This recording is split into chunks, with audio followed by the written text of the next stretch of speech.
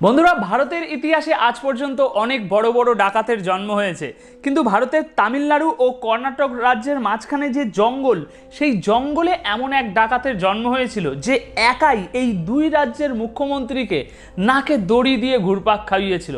লাগাতার 15 বছর ধরে ফরেস্ট ডিপার্টমেন্ট, পুলিশ, এমনকি বিএসএফ পর্যন্ত এই ডাকাতকে খুঁজতে থাকে, কিন্তু তারা এর কোনো হদিশ পায় না। এই লোকটি কোনো বিশাল বড় টেররিস্ট ছিল না যাকে বাইরে থেকে প্রচুর টাকা দেওয়া হয়েছিল। এ একদম সিম্পল, সহজ সরল লোকাল ডাকাত ছিল যে 1000-এরও বেশি হাতিকে মেরে দিয়েছিল হাতির দাঁত স্মাগলিং করার জন্য। মোটামুটি প্রায় 120 কোটি টাকা মূল্যের চন্দন কাঠ কেটে সেই চন্দন কাঠের স্মাগলিং করেছিল, আর কমসে কম 150-রও বেশি মানুষকে মার্ডার করেছিল। আর এই মার্ডার করা মানুষগুলির মধ্যে বেশিরভাগ পুলিশের লোক ছিল। এই ডাকাতকে ধরতে সেখানকার সরকারের 15 বছর সময় লেগেছিল। আর এই ঐতিহাসিক ভারতীয় ডাকাতের নাম হচ্ছে কুসে মুনিসামি বীরাপ্পান, ভারতের ইতিহাসের সব থেকে বড় ডাকাত। এনাকে পুলিশ অফিসাররা কিং অফ জঙ্গল, জঙ্গলের রাজা বলতো। আর এই ডাকাত দাদার গল্পটি মোটামুটি আপনাদের আল্লু অর্জুনের পুষ্পা মুভির মতো গল্পের কথা মনে পড়ে যাবে, কারণ ওই মুভিটি এই ডাকাত দাদার জীবনের থেকেই কিছুটা ইন্সপায়ার হয়ে তৈরি করা। তাহলে চলুন শুরু করে দেই ভারতের বিখ্যাত ডাকাত বীরাপ্পানের কাহিনী। বন্ধুরা, ভারতের তামিলনাড়ু ও কর্ণাটক রাজ্যের মিডিলে ভীষণই ঘন জঙ্গল রয়েছে, আর সেই জঙ্গলে অবস্থিত একটি ছোট্ট গ্রাম যার নাম গোপীনাথম। আর এই গ্রামেই জন্ম হয় বীরাপ্পানের। বন্ধুরা, এই গ্রামের, এই জঙ্গলের আশেপাশে যে গ্রামগুলো, সেখানকার মানুষরা ভীষণই দরিদ্র, কারণ তাদের হাতে বিশেষ কোনো কাজ নেই যে সেই কাজগুলো করে তারা দরিদ্র মুক্ত হবে। আর এই দরিদ্রতা থেকে একটু মুক্তি পাওয়ার জন্য ওই গ্রামবাসীদের কাছে একটাই রাস্তা খোলা থাকতো, আশেপাশের ঘন জঙ্গলে যে সমস্ত জিনিস পাওয়া যায় সেগুলো দিয়ে কোনো উপার্জনের রাস্তা বার করা। আর এরকমই এই জঙ্গলের জিনিসপত্র চোরাচালান করা, এরকম একটি গ্রুপের সাথে জয়েন হয়ে গিয়েছিল আমাদের এই বীরাপ্পান মাত্র 10 বছর বয়সে। বন্ধুরা, বীরাপ্পান প্রথমে তার আঙ্কেলের দলে যুক্ত হয়েছিল, যারা ওই জঙ্গলে চন্দন কাঠ চোরাচালান করত আর হাতি মেরে হাতির দাঁতের চোরাচালান করত। বীরাপ্পান খুব ছোট বয়স থেকেই বড় বড় হাতি মারা শুরু করে দিয়েছিল, এবং সে ভীষণ সাহসের সাথে হাতির সামনে দাঁড়িয়ে হাতিকে মেরে দিত। এরপর ধীরে ধীরে সে তার আঙ্কেলের দল থেকে আলাদা হয়ে নিজস্ব একটা দল তৈরি করে নেয়, আর নিজের মন মর্জি মতো সেই দলটাকে পরিচালনা করতে শুরু করে। বীরাপ্পান প্রথমে তার গ্রামের আশেপাশের যে জঙ্গল, সেই জঙ্গলেই মোটামুটি কাজকর্ম করত, কিন্তু ধীরে ধীরে তার রাজত্ব পুরো জঙ্গলে ছড়িয়ে গিয়েছিল। গোটা জঙ্গলটাই তার আন্ডারে করে নিয়েছিল, এরকম একটা ব্যাপার। একটা অনুমান অনুযায়ী বীরাপ্পান কমসে কম 1000-এরও বেশি হাতি মেরেছিল। শুরুতে বীরাপ্পানের পিছনে শুধুমাত্র ফরেস্ট ডিপার্টমেন্টের অফিসাররাই ছিল, পুলিশ কিন্তু ছিল না, কারণ পুলিশ অ্যারেস্ট করার মতো বীরাপ্পান সেরকম কোনো অপরাধ কখনো করেনি। এদিকে ওখানকার ফরেস্ট ডিপার্টমেন্টের উপরে সরকারের ভীষণ প্রেশার ছিল যে আপনারা থাকা সত্ত্বেও কেন জঙ্গলে এরকম রেগুলার হাতি মারা যাচ্ছে, কেন আপনারা কি চোরাচালানকারীদের ধরছেন না, কেন আপনারাও কি বীরাপ্পানের সাথে মিলিত হয়ে আছেন? সরকারের এটা মোটেও আন্দাজ ছিল না যে বীরাপ্পান ঠিক কতটা খতরনাক আর তাকে ধরা কতটা মুশকিল কাজ। ওখানকার জঙ্গল খুবই ঘন, আর এই জঙ্গলটা বিশাল বড় একটা জঙ্গল, তার উপরে ওখানকার জমি সমতল না, খাড়াই, যেখানে ঢোকা ও বাইরে বার হওয়া ভীষণই মুশকিল। কিন্তু অন্যদিকে বীরাপ্পান ওই জঙ্গলেই তার জন্ম হয়েছে, ছোট থেকে সে সেখানেই মানুষ হয়েছে। এই জঙ্গল তার নখদর্পণে ছিল, জঙ্গলের প্রতিটা কোণা, প্রতিটা রাস্তা তার চেনা ছিল, যার কারণে ফরেস্ট ডিপার্টমেন্টের লোকেরা তাকে খুঁজেই বার করতে পারতো না জঙ্গল থেকে। বীরাপ্পানের রাজত্বকালে প্রথম দিকে বীরাপ্পান কেবলমাত্র হাতির দাঁতের চোরাচালান করত, কিন্তু ধীরে ধীরে একটা সময় এমন আসে যখন আশেপাশের কোনো এলাকাতেই টাস্কার এলিফ্যান্ট দেখা যেত না। বন্ধুরা, টাস্কার এলিফ্যান্ট হলো সেই হাতি যার দাঁত বাইরে বেরিয়ে রয়েছে। আর মজার বিষয় কি জানেন, এই একই কথাটা বীরাপ্পান গ্রামের সবাইকে বলে বেড়াতো। সে বলতো যে গোটা জঙ্গলে তোমরা কোথাও একটাও টাস্কার এলিফ্যান্ট দেখতে পাবে না, যদি থাকে তাহলে সে এখন তার মায়ের পেটে রয়েছে। এবার এরকমভাবে যখন জঙ্গল থেকে হাতির দাঁত ফুরিয়ে গেল, তখন বীরাপ্পান জঙ্গলের দ্বিতীয় জিনিসটার উপরে হাত দিল, সেটা হলো চন্দন কাঠ। কর্ণাটক আর তামিলনাড়ু রাজ্যের এই জঙ্গলে প্রচুর পরিমাণ চন্দন গাছ পাওয়া যায়। আর অফিসিয়ালি চন্দন গাছ কাটা সরকার ছাড়া কোনো পাবলিকই চন্দন গাছে হাত দিতে পারে না। কিন্তু বীরাপ্পান মনে করতো যে এই জঙ্গল তার ঘর, তাই জঙ্গলের এই জিনিসগুলো তারও সম্পত্তি সরকারের মতো। জঙ্গলে তারও ততটা অধিকার রয়েছে যতটা সরকারের রয়েছে। সেই জন্য নিজের মন মতো চন্দন গাছ কাটতো আর চোরাচালান করতো। আর শুধু আমাদের দেশেই নয়, সমস্ত দেশেই তো, সমস্ত জায়গায় তো চন্দন কাঠের ভীষণ দাম, তাই না? তো ওই চন্দন কাঠ স্মাগলিং করতে করতে বীরাপ্পানের কাছে প্রচুর টাকা আসে, আর সেই টাকার দমে বীরাপ্পান আরও বেশি স্ট্রং হয়ে ওঠে। ধীরে ধীরে তার দল আরও বড় করতে থাকে। পুরো গ্রামের মানুষ তার দলে যোগ দিতে শুরু করে, কারণ গ্রামের সবাই জানতো বীরাপ্পান খুব শক্তিশালী। যেখানে পুলিশের লোক কিছু করতে পারছে না বীরাপ্পানের, তাহলে সে কতটা শক্তিশালী। আর এই করতে করতে একটা সময় তার দল এতটাই বড় হয়ে যায় যে ওই দলে পুরুষরা তো ছিল, সেই সাথে বাচ্চা ও মহিলাও ছিল। আর এখানে একটা উল্লেখযোগ্য বিষয় হলো বীরাপ্পানের বিচারধারা খুব স্বাধীন ছিল। সে এটা চাইতো যে ধনীরাই সকল সময় ধনী থাকবে এরকম না, গরিবরা কেবল গরিব থাকবে এরকম না, গরিবদেরও সুযোগ পাওয়া উচিত যাতে তারাও একটা ভালো জীবন বাঁচতে পারে। আর এই জন্যই সে গরিবদের প্রচুর পরিমাণ উপকার করত তার ওই চোরাচালান করা টাকা পয়সা দিয়ে। মানুষ বীরাপ্পানকে গ্রামের প্রধান, সরকার, এমনকি জাজ পর্যন্ত ভাবত, বিচারপতিও ভাবত। এমন অনেক কেস আছে যেগুলো আদালতে ফাইলবন্দি হয়ে আছে কিংবা কোনো সমাধান হয়নি, সেগুলো বীরাপ্পানের কাছে নিয়ে আসা হতো আর বীরাপ্পান তার বিচার করত।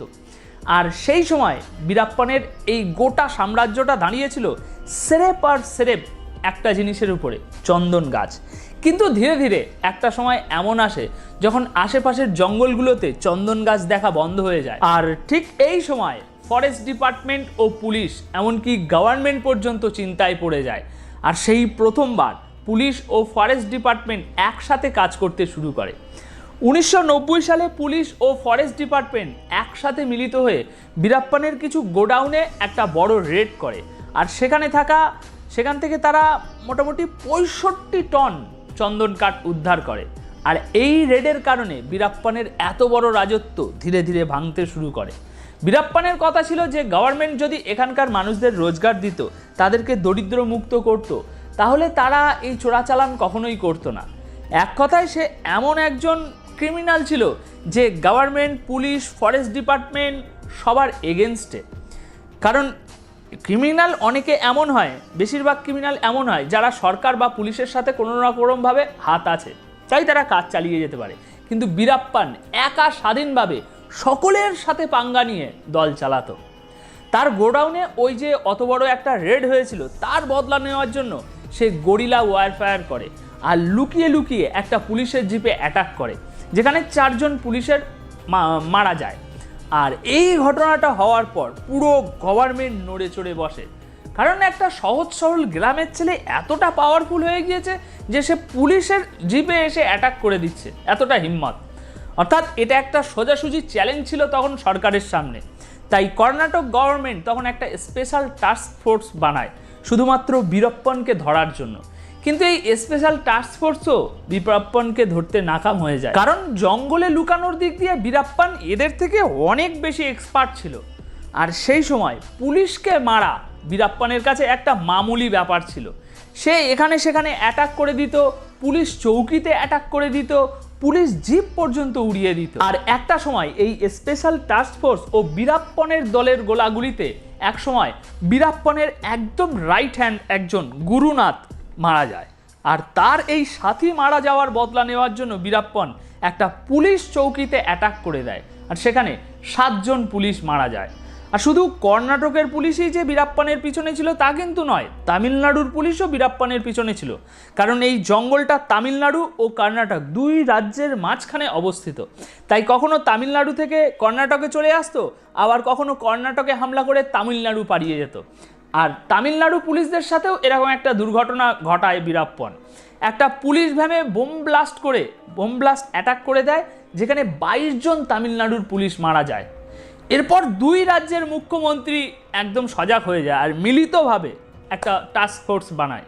সেই দলটি তখন সমস্ত গ্রামের লোকেদেরকে ধরে ধরে জিজ্ঞাসাবাদ করতে শুরু করে। তারা বীরাপ্পান পর্যন্ত জিনিসপত্র, খাদ্য খাবার পৌঁছানোর রাস্তাও বন্ধ করে দেয়।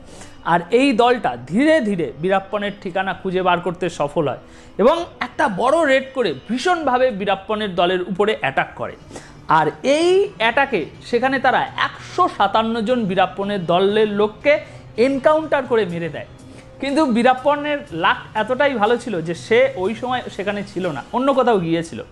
বীরাপ্পনের দলে যখন যেখানে 150 থেকে 200 লোক থাকতো তখন মাত্র 6 জনে সীমিত হয়ে গিয়েছে।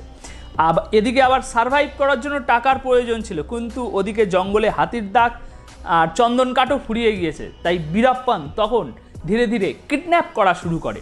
2000 সালে কর্ণাটকের ভীষণই ফেমাস একজন অভিনেতা রাজকুমারকে কিডন্যাপ করে ফেলে বীরাপ্পন। তাকে প্রচুর মানুষ ভালোবাসতো এবং তার বয়সও অনেক হয়ে গিয়েছিল, তাই জনতা চাইছিল যত তাড়াতাড়ি রাজকুমারকে ছাড়িয়ে নিয়ে আসা হোক।